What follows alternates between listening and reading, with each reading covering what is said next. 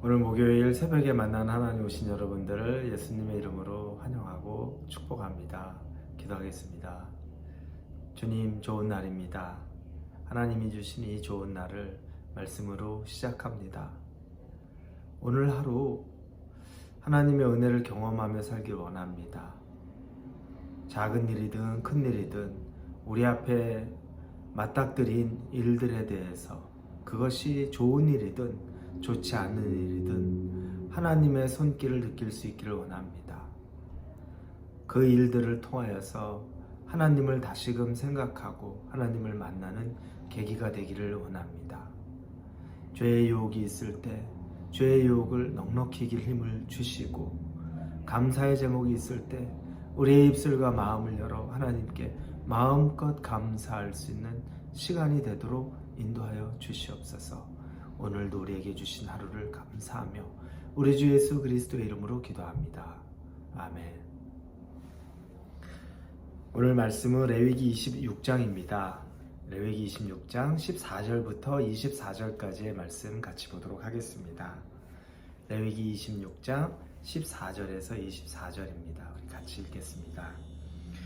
그러나 너희가 내게 순종하지 아니하여 이 모든 명령을 준행하지 아니하며 내 규례를 멸시하며 내 마음에 내 법도를 싫어하여 내 모든 계명을 준행하지 아니하며 내 언약을 배반할진대 내가 이같이 너희에게 행하리니 곧 내가 너희에게 놀라운 재앙을 내려 폐병과 열병으로 눈이 어둡고 생명이 쇠약하게 할 것이요 너희가 파종한 것은 헛되리니 너희의 대적이 그것을 먹을 것이며 내가 너희를 치리니 너희가 너희의 대적에게 패할 것이요 너희를 미워하는 자가 너희를 다스릴 것이며 너희는 쫓는 자가 없어도 도망하리라. 또 만일 너희가 그렇게까지 되어도 내게 청종하지 아니하면 너희의 죄로 말미암아 내가 너희를 7배나 더 징벌하리라. 내가 너희의 세력으로 말미암아 교만을 꺾고 너희의 하늘을 철과 같게 하며 너희 땅을 녹과 같게 하리니 너희의 수고가 헛될지라. 땅은 그 산물을 내지 아니하고 땅의 나무는 그 열매를 맺지 아니하리라. 너희가 나를 거슬러 내게 청종하지 아니할진대 내가 너희의 죄대로 너희에게 7배나 더 재앙을 내릴 것이니라. 내가 들짐승을 너희에게 보내리니 그것들이 너희의 자녀를 움키고 너희 가축을 멸하며 너희의 수요를 줄이리니 너희의 길들이 황폐하리라. 이런 일을 당하여도 너희가 내게로 돌아오지 아니하고 내게 대항할진대 곧 나도 너희에게 대항하여 너희 죄로 말미암아 너희를 7배나 더 치리라. 아멘. 우리 어제 본 말씀은 우리가 하나님에게 순종함으로 얻는 상에 대해서 우리가 보았습니다. 하나님이 우리를 위해서 준비하신 것들, 정말로 많은 상들이 있다는 것을 알게 되었습니다. 우리가 배부르게 먹고 살고 5명이 100명을 물리치고 100명이 10,000명, 10,000명을 물리치는 것, 하나님의 능력으로 살아가는 그 복에 대해서 우리가 보게 되었습니다. 그러나 오늘은 이 내용이 하나님에게 불순종함으로 얻는 심판에 대해서, 화에 대해서 오늘 말씀은 우리에게 경고하고 있습니다. 하나님이 좋은 분이라고 어제 제가 분명히 말씀드렸죠. 작은 우리의 하나님을 향한 작은 마음만을 보시고도 오히려 주시는 것은 그거보다 훨씬 크고 기이한 것들을 주시는 분입니다. 부정적인 것을 우리를 보기보다 어떻게 하면 좋은 면을 보시기를 원하는 분이죠. 그렇다고 해서 하나님이 우리의 죄악까지 눈감아 주시는 분은 절대 아니라는 말을 했습니다.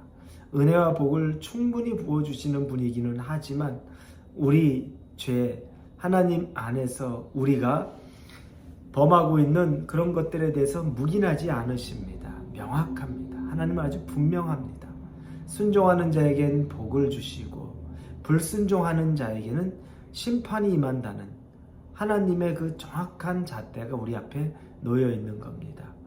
우리가 불순종하면 우리 앞에 재앙이 옴을 오늘 본문에서 이야기합니다. 그 재앙은 외적인 재앙들, 질병이나 고통 이런 내용들을 이야기합니다. 그래서 그런 것들이 7배나 더 할 것이다. 너희들의 고통이 7배나 더 할 것이다. 이런 내용들도 있고 온갖 짐승들이 우리에게 뭐 달려드는 것 이런 얘기를 합니다.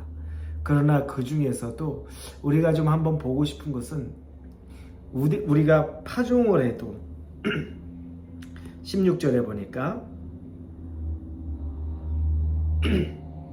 중간 부분입니다. 너희가 파종한 것은 헛되리니 너희의 대적이 그것을 먹을 것이며 이렇게 말합니다. 그리고 20절에도 너희의 수고가 헛될지라 땅은 그 산물을 내지 아니하고 땅의 나무는 그 열매를 맺지 아니하리라 이렇게 말합니다. 아무리 내가 수고하고 내가 아무리 열심을 내고 살아도 그게 내 소유물이 되지 못한다는 겁니다. 남 좋은 일 시킨다는 겁니다. 내가 수고롭게 새벽부터 밤까지 일주일 내내 고생하고 씨를 뿌려도 결실이 내 것이 아니라는 겁니다. 결실을 가져가는 사람들이 따로 있다는 겁니다. 안타깝죠. 사사기 6장에 보면 사사로 기드온의 등장에 대해서 말합니다. 그런데 그 배경에는 이스라엘이 미디안 사람들의 그런 어떤 약탈에 견디지 못하는 장면이 나옵니다. 농사만 지으면 미디안 사람들이 내려와서 하나도 남김없이 다 가져갑니다. 짐승들, 가축들 다 끌고 갑니다. 그러니까 이 사람들은 몰래 숨어서 거기서 이제 곡식들을 빻아야 되는 겁니다.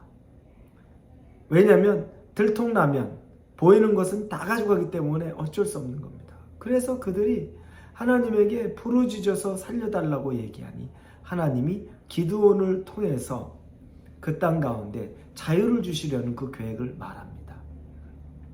수고롭기는 얼마나 더 수고롭습니까? 농사를 지었는데 농사 지은 것도 밤에 몰래 일을 해야만 가능한 겁니다. 이런 일들이 얼마나 많이 일어납니까? 그러니 남들보다 2배는 수고하는데 얻는 것은 하나도 없는 거죠. 이 인생이 왜 그러냐? 하나님이 지켜주지 않는 것은 아무런 것도 사실 보호받을 수 없습니다. 우리가 지금 은혜로 살아가는 것은 하나님의 손길, 하나님의 보호 아래 있기 때문에 가능한 겁니다. 그런데 하나님이 우리를 보호하지 않으면 우리가 수고해도 아무리 열심을 내도 아무리 애를 써도 그게 다 내 수고와 결실이 아니라는 겁니다. 저 정말 열심히 살았습니다. 저 정말 아주 그냥 뼈를 깎는 수고를 하면서 진행을 짜내는 수고를 하면서 여기까지 왔는데 남는 것이 아무것도 없습니다. 안타깝죠. 그런데 여러분, 그 뼈를 깎는 수고나 진행을 짜내는 노력이 사실 우리 삶에서 내가 좀 잘 살아보겠다고 하는 것 필요하지만 하나님과의 관계 안에서 어떻게 하든 하나님의 자녀로 기쁨이 되려고 하든 그 노력은 있는지 한번 볼 필요가 있습니다. 하나님은 우리에게 원하는 것이 순종의 삶이라고 말합니다. 네가 내 말씀과 규례와 계명과 내가 너에게 말하는 것을 어떻게 하든 지켜 행하려고 하면 내가 너의 모든 삶을 다 책임져 준다. 이게 이 말씀을 관통하고 있는 겁니다. 그런데 네가 그 삶을 살지 않고 너가 너를 책임지는 삶, 그리고 하나님과의 관계에 신경 쓰지 않고 오히려 그것이 멀어지는 것을 그대로 즐기는 삶을 살면 네 인생은 네가 수고롭게 책임져야 된다는 거죠. 여러분 인생의 책임을 여러분이 지고 싶습니까? 여러분이 무슨 능력으로 여러분의 인생을 책임지겠습니까? 한치 앞을 알아볼 수도 없고 내다볼 수도 없고 해결할 능력이 안 되는 우리가 어떻게 그 일을 하겠습니까? 하나님에게 순종하십시오. 작은 하나님의 목소리에 귀를 기울이십시오. 하나님의 자녀가 된다는 것은 그 다음부터는 우리에게 얼마나 많은 자유가 있는지 모릅니다. 우리 인생의 책임자가 하나님이 되어주시기 때문에 내가 수고로운 무거운 짐을 지고 살지 않아도 하나님의 인도 가운데서 자유와 평안과 안식을 누릴 수 있다는 겁니다.